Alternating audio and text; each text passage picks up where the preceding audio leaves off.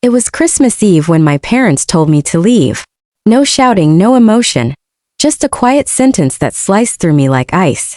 "You need to move out," my father said, his eyes glued to the television. My mother didn't even look at me.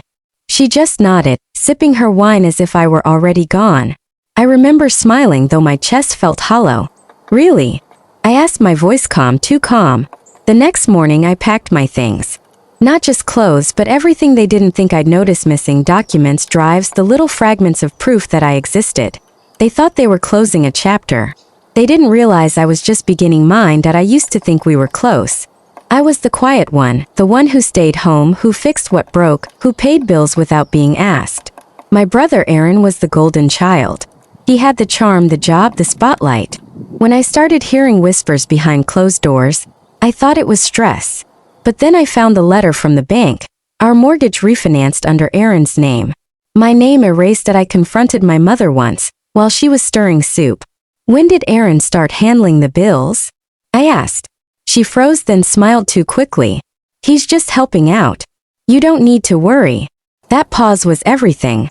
That was the moment I stopped being their son. From that day I watched instead of spoke. I listened. I waited. They thought my silence was surrender. It wasn't. It was strategy. When they told me to move out on Christmas, I finally understood. They needed me gone before the truth surfaced. The house wasn't mine. The savings weren't mine. Even my father's company had transferred funds, my money, into Aaron's account. I didn't argue. I didn't cry. I just said, "Okay," because my plan had already started. Aaron was brilliant at pretending, but careless in practice. His arrogance left fingerprints everywhere. Emails, passwords, fake signatures. One night I logged in using one of his saved passwords. What I found made my hands shake. Loan applications signed in my name, forged letters, insurance documents, all under my identity. Fraud, theft, betrayal printed in black and white. But I didn't report him. Not yet. I collected everything: screenshots, recordings, timestamps. I built a case so airtight even he wouldn't see it coming.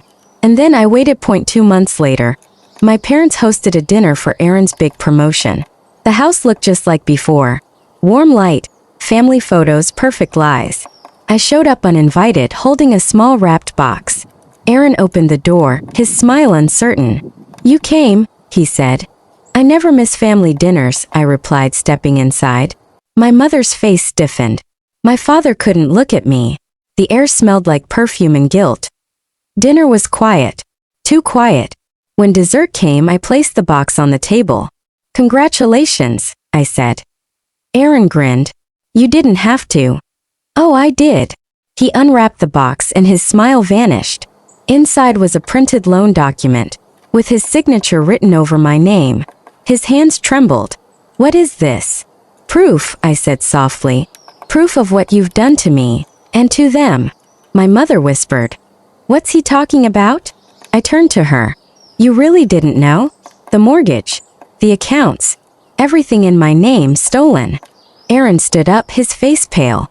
"You can't prove any of this." "I already did." I slid a small USB drive across the table. "The bank has it. The police have it. And by morning, the media will too." The room went silent. My father's fork clattered to the floor. My mother covered her mouth. And Aaron finally understood what losing everything looks like. The fallout was swift. His company fired him. My parents' house was frozen under fraud investigation. Everything they tried to take from me turned to dust that I rebuilt quietly. New number, new apartment, new name. I used the settlement money to buy a small place by the coast. No one knew where I went. I heard later they told people I'd lost my mind, that I ran away. That's the lie they live now. Because admitting that their perfect son ruined them, and their quiet one exposed it, would shatter what's left of their pride. Sometimes late at night I replay that dinner in my head. The stillness. The fear in Aaron's eyes. People think revenge is loud, that it's fire and shouting and chaos. It's not. Revenge is silence. It's patience. It's the moment you realize the person you dismissed was watching the whole time, that I didn't just move out of their house. I moved out of their story. And now they're trapped inside it. Forever.